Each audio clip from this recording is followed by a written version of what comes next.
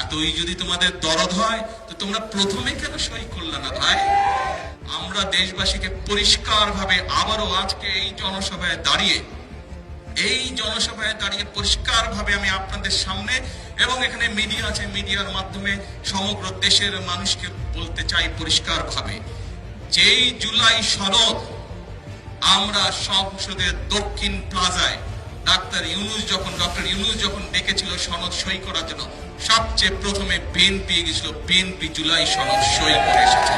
কাজেই যেই জুলাই সনদ বিএনপি সই করে এসেছে, সেই জুলাই সনদের প্রত্যেকটি অক্ষর, প্রত্যেকটি শব্দ, প্রত্যেকটি লাইন ইনশাআল্লাহ আমরা বাস্তবায়ন করব।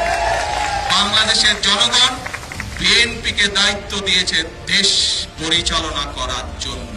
কাজেই সনদ যেটি বিএনপি সই করে এসেছে, যেই